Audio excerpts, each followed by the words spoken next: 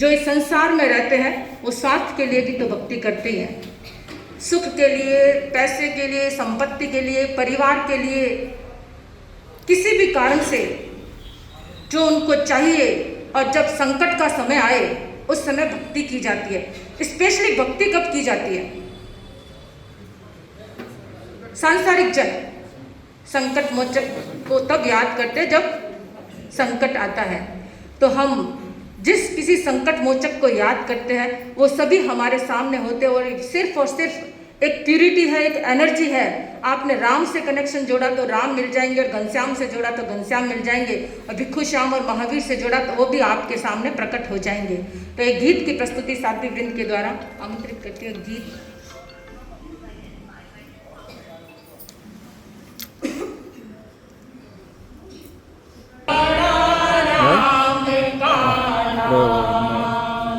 प्रवचन पण लावलं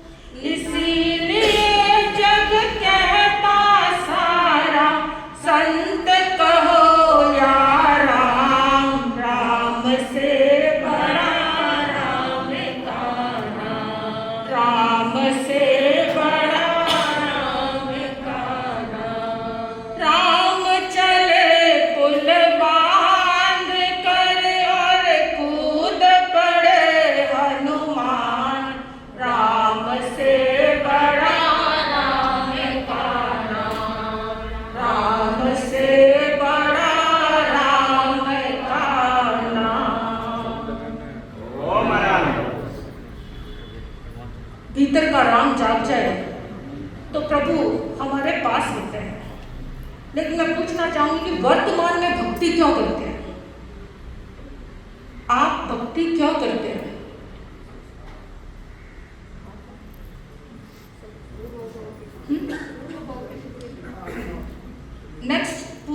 नेक्स्ट लाइफ को हमको अच्छा बनाना, इसके लिए भक्ति करते हैं। लेकिन हमें तो वर्तमान में, इस कलयुग में भक्ति की बहुत आवश्यकता है, क्योंकि इतनी इतनी समस्याएं हमारे सामने हैं। अगर हमारा प्रभु, हमारा भगवान हमारी संकट को दूर नहीं कर सके तो फिर कौन अपने प्रभु का स्मरण करेंगे? जितने भी स्मरण हुए, जितनी भी स्तुतियां हुई है, सब संकटकालीन स्तुतियां हैं। चाहे मीरा ने की, चाहे द्रौपदी ने की, चाहे हनुमान जी जब लंका में उनको घेर लिया, रस्सी से बांध दिया गया, तो श्री राम का नाम लेकर वो बंधन मुक्त हो गए थे। आचार्य मानतुंग जब 48 सालों के भीतर कैद थे, उस समय उन्होंने अपने आदिश्वर भगवान को याद किया था। ऐसे अनेक, जब हमारे सती चंदना जो संकट से इतनी आक्रांत थी, उस समय उसने प्रभु महावीर को याद किया तो महावीर प्रकट हो गए। जब संकट के समय भक्त प्रभु को याद करते हैं। लेकिन एक बात और कहना चाहूंगी कि एक बिल्डर, यहाँ पे काफी सारे बिल्डर बैठे हैं, कंस्ट्रक्शन करते ही रहते हैं। बिल्डिंग बन रही थी, 9th फ्लोर तक बन गई, लेकिन लिफ्ट नहीं लगी। लिफ्ट बाद में लगती है ना, लिफ्ट लगी नहीं। तो हमारे कंस्ट्रक्शन जब चल रहा था, बिल्डर जी ऊपर गए चेक करने के लिए। चेक किया तो कुछ कमियां नजर आई, तो उन्होंने सोचा लेबर से बात कर लो, लेकिन लेबर उनके सामने नहीं थी। अब लेबर नीचे थी और बिल्डर साहब ऊपर थे।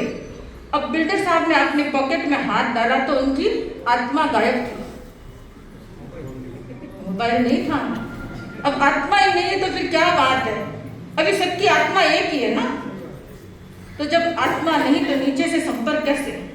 आत्मा के बिना नीचे का संपर्क है ना ऊपर का संपर्क है, दोनों नहीं है। तो उसने सोचा कि रहने दो, कोई बात नहीं। आज एक दूसरा हथियार, सबसे बड़ा हथियार है।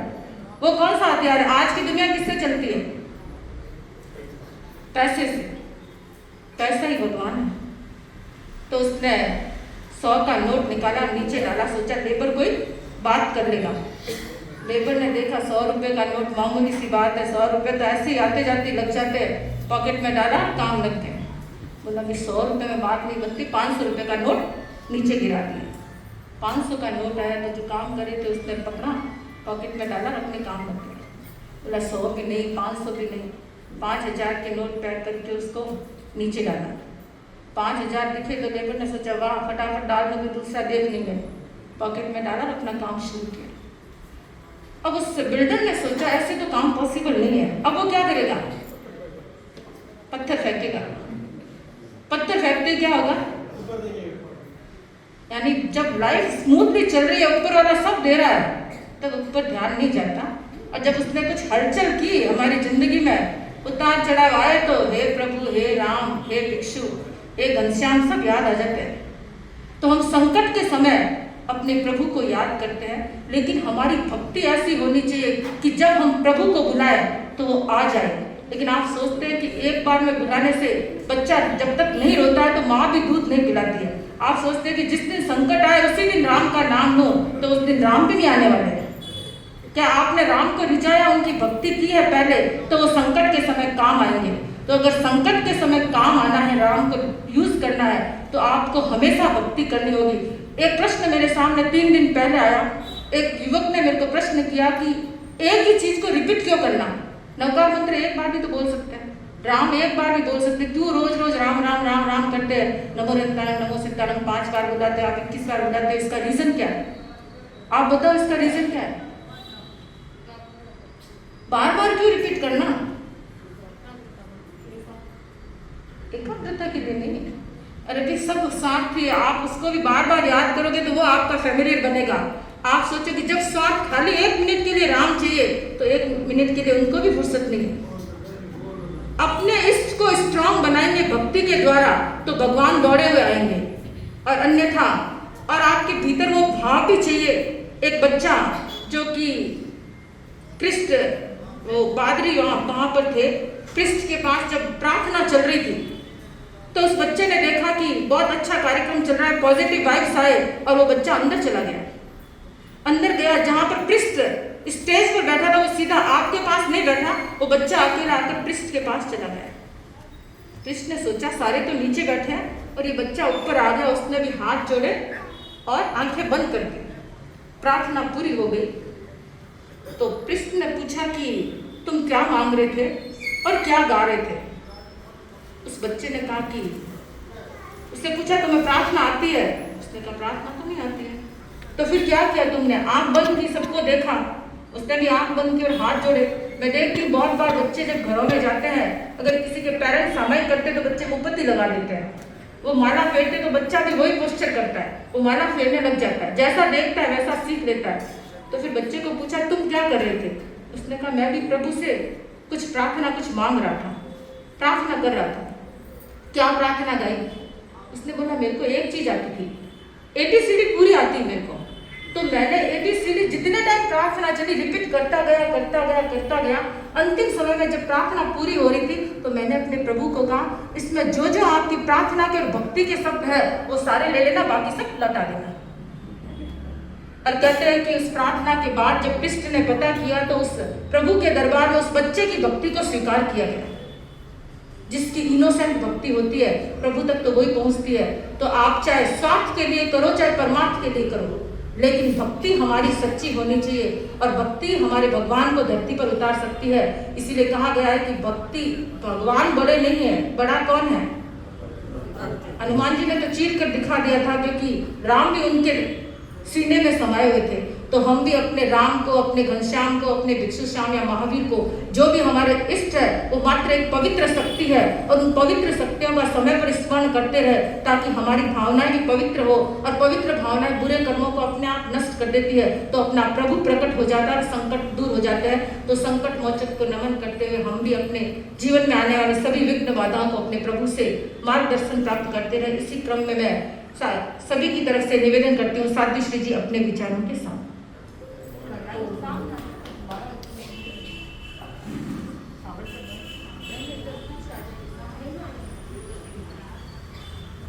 परम पावन परम पूज्य आचार्य वर्ग के चरणों में वंदना।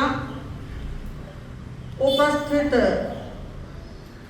भक्ति से ओतप्रोत हमारे श्रद्धालुजन, एक बार कहा गया कि व्यक्ति भक्ति क्यों करता है। अभी जैसा बताया गया कि दो कारणों से की जाती है, स्वार्थ और परमार्थ।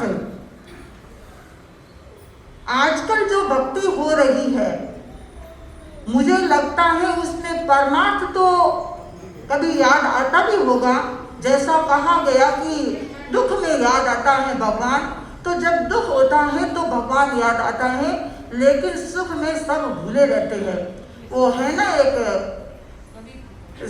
सुख में सुमिरन सब करे, सुख में करे कोई, जो सुख में सुमिरन करे, दुख काहे का होय, दुख काहे का होय।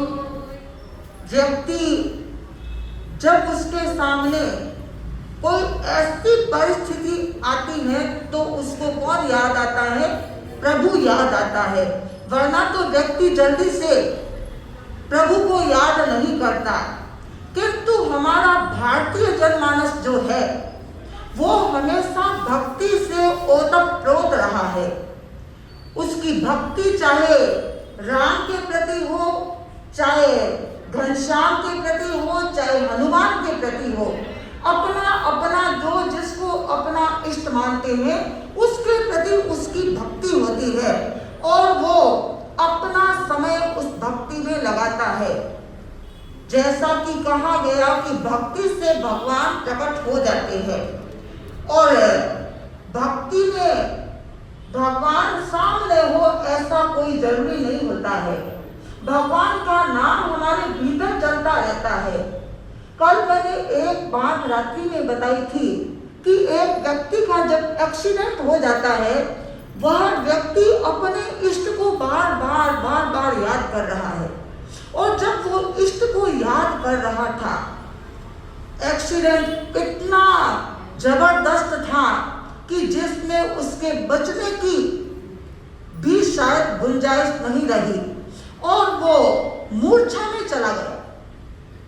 डॉक्टर को दिखाया गया, एक जगह दिखाया, डॉक्टर ने हाथ ऊपर कर दिया, दूसरी जगह रेफर किया गया, वहां पर भी हाथ ऊपर कर दिया गया, फिर दिल्ली तक गए और वहां डॉक्टर ने उस केस को हाथ में लिया।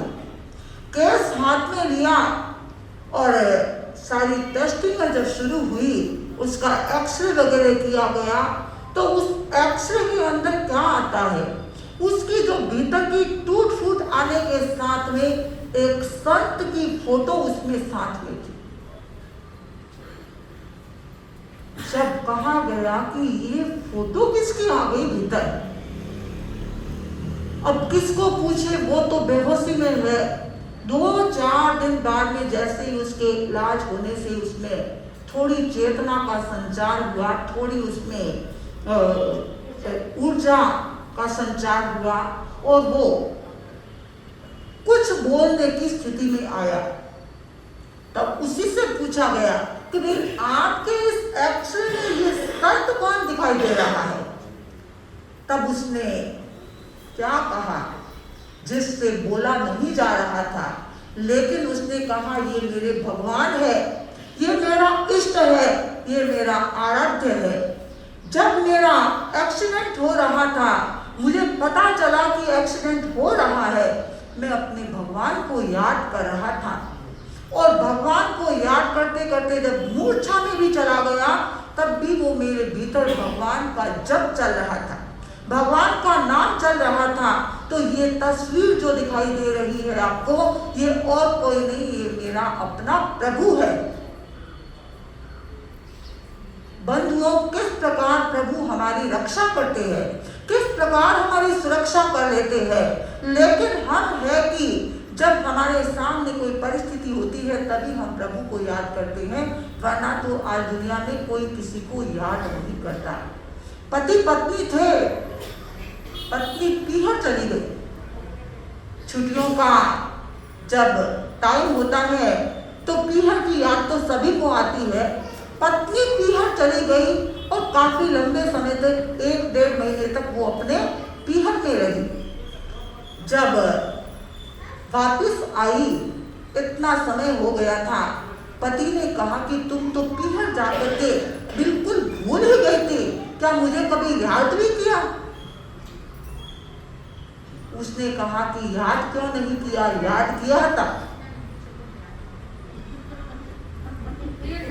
पति याद नहीं करते हैं, देख लो, नहीं करते। मैं बता रही हूँ कि याद कब आती है। तो पत्नियों से जब, हाँ क्या बोले भाई, कुछ बोले, कलयुग है। अच्छा, सीता नहीं है जो आपको याद है। तो लेकिन उस पत्नी को जब कहा गया कि तुमने कब याद किया मुझे, पत्नी ने क्या कहा कि एक बार जब गली में एक साड़ी बेचने वाला आ गया था और साड़ी मुझे पसंद आ गई, खरीदना था, लेकिन मेरी पॉकेट में पैसे नहीं थे। तो पैसे नहीं थे तो मैंने आपको याद किया कि आज यदि वो पास में होते, मेरे पास में पैसे होते तो मैं ये साड़ी खरीद लेती। तो ऐसी है हमारी भक्ति। और हम सोचते हैं कि हमारी भक्ति है, लेकिन भगवान, पहले जमाने में तो भगवान इतने जल्दी दर्शन दे दिया करते थे, लेकिन आज तो भगवान को याद करते करते जिंदगी सारी गुजर जाती है, मगर भगवान तो कहीं दिखाई नहीं देते। अरे बंधुओं, भगवान कहाँ दिखाई देंगे आपको। आपके भीतर तो चलता है पैसा, भीतर चलता है बेटे की सगाई करना, भीतर चल रहा है कि मेरे अच्छा एक बंगला बन जाए, इसके लिए मैं भक्ति कर रहा हूँ। जब भीतर में ये चीजें चलती हैं तो आपका तार जुड़ता है क्या। आपने हमारे जो लाइट के बल्ब होते हैं, बल्ब होते हैं, उस बल्ब में यदि करंट ही ना हो तो आप कितना भी कुछ करते रहो, क्या लाइट जल जाएगी?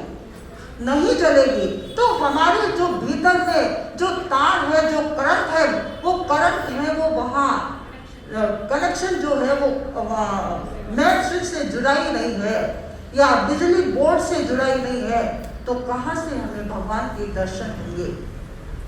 हम भगवान के गीत तो बहुत गाते हैं, लेकिन आजकल तो मैं यूँ कहूँ कि आप जैसे भक्तों का मिलना भी मुश्किल है, क्योंकि आप लोग बहुत भक्ति करते हैं। कल ही मनीष जी बता रहे थे कि महाराज यहाँ पर तो लोग हमेशा इतने इतने भक्त होते हैं, इतना खाना बनता है, इतने लोग आते हैं, तो वहाँ पर आपका प्रवचन हो तो हमारे वहाँ पर काफी लोग आ सकते हैं। तो आप जैसे भक्त हर जगह नहीं मिलते, आप जैसे भक्त हर जगह नहीं मिलते, और भक्ति के लिए फूल हर जगह नहीं खिलते। यह तो शुक्रिया है कि आप श्रद्धा से यहाँ आ गए, यह तो शुक्रिया है कि आप श्रद्धा से यहाँ आ गए, वरना तो लोग संडे के दिन भी नहीं हिलते, वरना लोग संडे के दिन भी नहीं हिलते। लेकिन आप तो आज क्या है?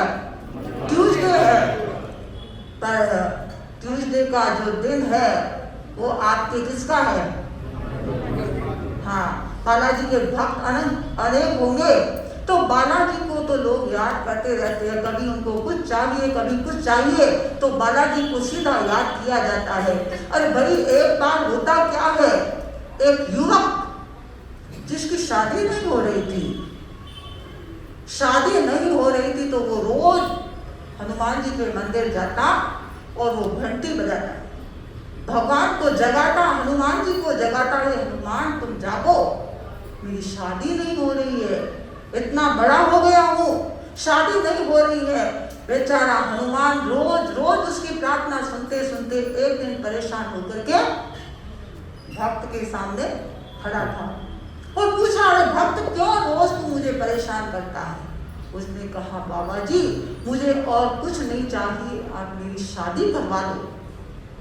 हनुमान जी ने कहा, अरे मूर्ख, शादी तो मैंने ही नहीं की, तुम्हारी शादी क्यों करवाऊंगा? हाँ, मुझे नाक रगड़ते रगड़ते भगवान के सामने पूरी जिंदगी बीत गई, अभी तक तो मेरी भी शादी नहीं हुई, और तुम कहते हैं मेरी शादी करवा दो। तो ऐसे आज अनेकों भक्त मिलते हैं जो केवल उस स्वार्थ से जुड़े रहते हैं। जहां पर स्वार्थ नहीं अपितु विश्वास होता है, श्रद्धा होती है, भक्ति सच्ची होती है, तो वहां पर आपको भगवान को याद करने की शायद जरूरत नहीं पड़ती, और भगवान तो स्वयं आपकी भक्ति के खींचे स्वतः ही आ जाते हैं। तो हम भगवान की भक्ति अवश्य करें, लेकिन हमारे भीतर कोई भावना ना हो, कोई स्वार्थ ना हो, हम निष्काम भाव से भक्ति करें। आप देखिए, जब रामायण का तुलसी वाल्मीकि ने जब रामायण को लिखा, जब रामायण को लिखा तो उसके कितने पद्य थे पता है किसी को? यहाँ पर राम भक्त तो बहुत है, हम सभी राम भक्त हैं। राम का मतलब क्या है? राम कोई व्यक्ति नहीं है, हम किसी व्यक्ति को याद नहीं करते हैं। राम का मतलब क्या है? राम तो अनंत सत्ता है, वो परम सत्ता है। उस परम सत्ता को तो सभी सुबह उठते ही याद करते हैं।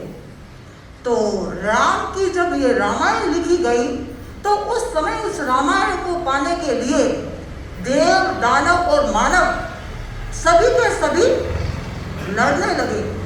देव कहते हैं रामायण हमें मिलनी चाहिए, दानव कहते हैं हमें मिलनी चाहिए, और मानव कहता है हमें मिलनी चाहिए। और वस्तुतः तो लिखी किसी मानव ने थी, तो उस पर अधिकार भी मानव का था, लेकिन जब लड़ाई और झगड़ा होता है तो किसी एक व्यक्ति का अधिकार होता है, वो नहीं रह जाता।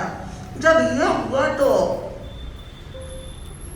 सब बड़े संकट में पड़ गए कि अब किसको दिया जाए। आखिर कहा गया कि तीनों में डिवाइड होगी। अब उसको डिवाइड किया गया तो कितना कितना आएगा। 1,00,000 पद्य है, 3 जगह डिवाइड करना है तो कितना आएगा। पहले उनको 33 हजार दिए गए। अब कितने हो गए 99,000, पीछे बचे 1,000। और 1,000 भी छोड़े कौन भाई, भाई भाई का जब बंटवारा होता है और उस बंटवारे में यदि एक छोटी सी चीज भी कोई एक्स्ट्रा हो गई तो क्या होगा। भले तो उसके 2 हिस्से करवा दो, चीज चाहे बेकार हो तो हो जाए, लेकिन कोई अपना अधिकार नहीं छोड़ता है। तो ऐसा ही हुआ। उस समय में क्या कहा, 1,000 पद्य बचे हैं तो उसमें से भी हमको मिलने चाहिए। फिर उनको कितने दिए गए, 300 पद्य और डिवाइड हो गए, पीछे बचे 100। अब फिर कितने दिए, 30 और दे दिए, पीछे 10 बचे। अब 10 को फिर डिवाइड किए तो 3 और दिए। अब पीछे बचा था 1, और 1 के कितने अक्षर थे, 32 अक्षर थे। जो अनुष्ठुप छंद होता है उसके 32 अक्षर होते हैं। उस 32 अक्षरों में से बोले कि ये 32 अक्षर भी तो पीछे बचेंगे, इसका भी हिस्सा होना चाहिए। फिर उनको कितने दे दिए, अब 10 शब्द अक्षर और दे दिए गए। अब पीछे क्या बचा, 2 ही बचे थे।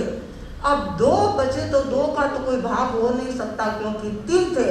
तब वाल्मीकि ने कहा कि ये 2 शब्द है वो किसके है, मेरे हैं। उन्होंने कहा कि इतना कुछ पाकर के भी मिला क्या, जो मूल 2 शब्द थे राम, वो राम तो आपके पास में रह गया और हमने तो केवल क्या पाया, ऊपर का कलेवर था वो हमको मिल गया। जो मूल चीज थी, हाँ वो चीज थी, वो तो मूल चीज तो आपके पास में रह गई। तो बंधुओं, मूल क्या है हमारा, मूल है हमारा राम।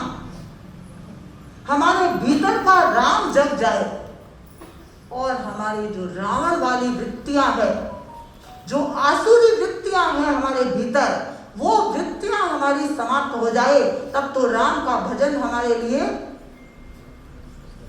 निष्पत्तिदायक हो सकता है। वरना मुंह में राम और बगल में क्या होता है, छुरी। ऐसी जहां पर भक्ति होती है वहां पर भक्ति कभी भी सफल नहीं। हाँ, गीत की पंक्तियां है, अब रावण सोए राम जगे, हंस सो जाए घनश्याम जगे। अब रावण सोए राम जगे,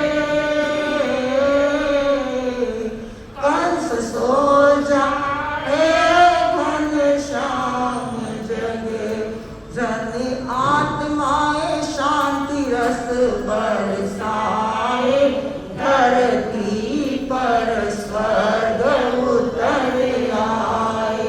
जन आत्माएं शांति रस बरसाए, धरती पर स्वर्ग उतर आए।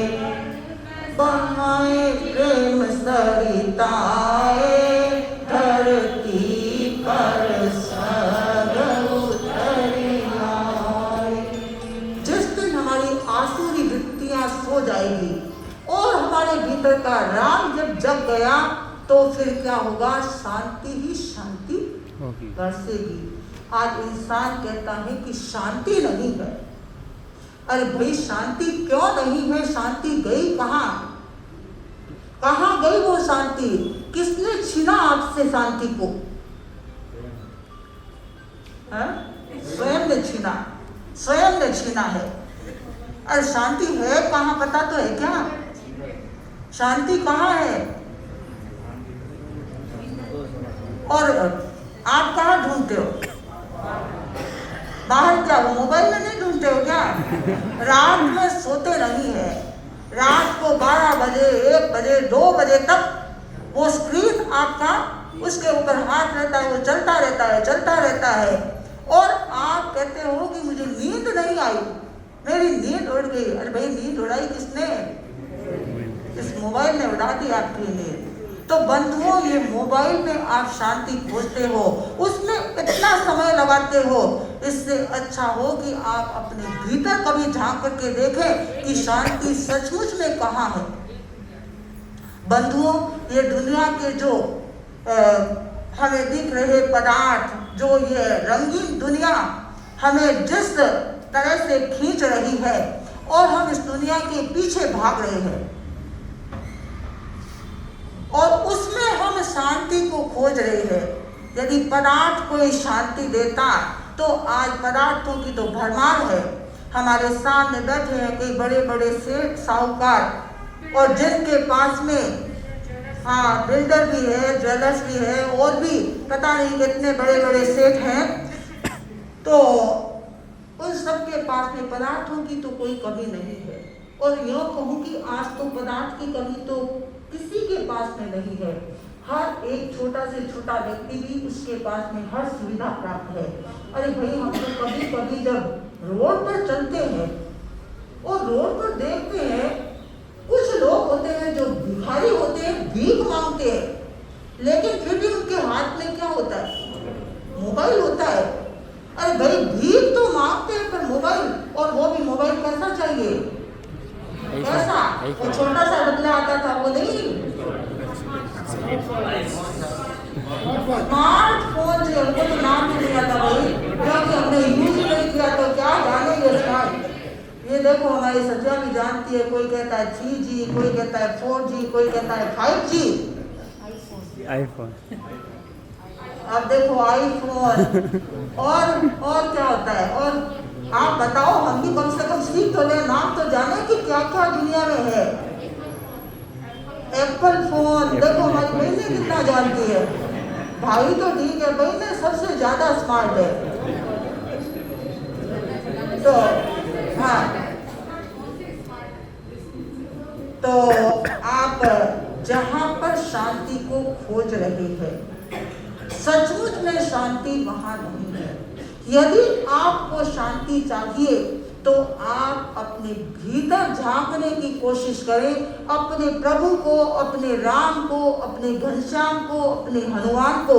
वो सब तो हमारे अपने भीतर है बंधुओं, कहीं बाहर नहीं। बाहर तो ये मंदिर बने हैं, वो मंदिर तो केवल प्रतीक है हमारे सामने।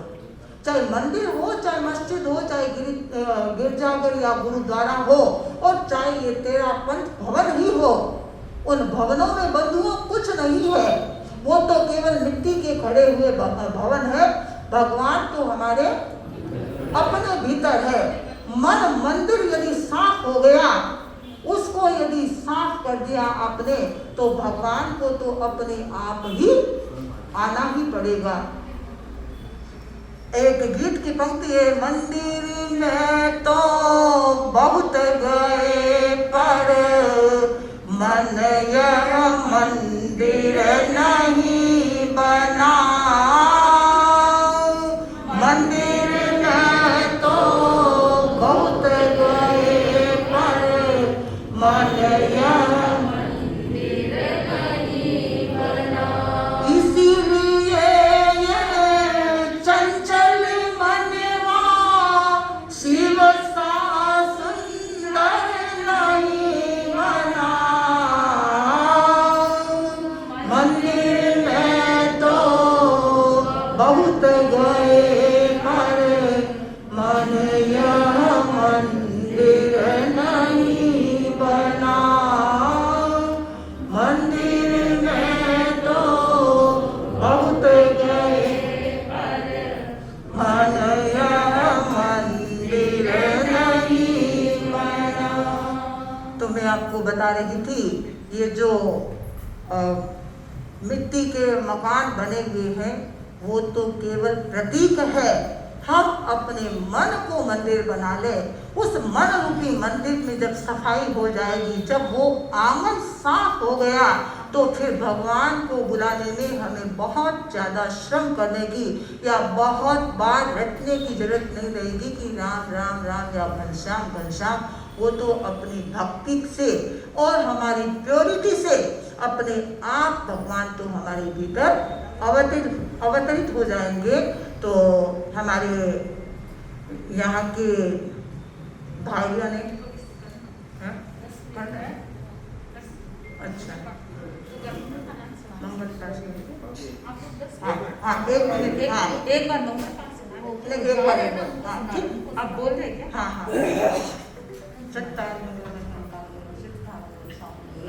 केवली कन्नतोलमूलम चत्तारि उत्तमा साहुल उत्तमा केवली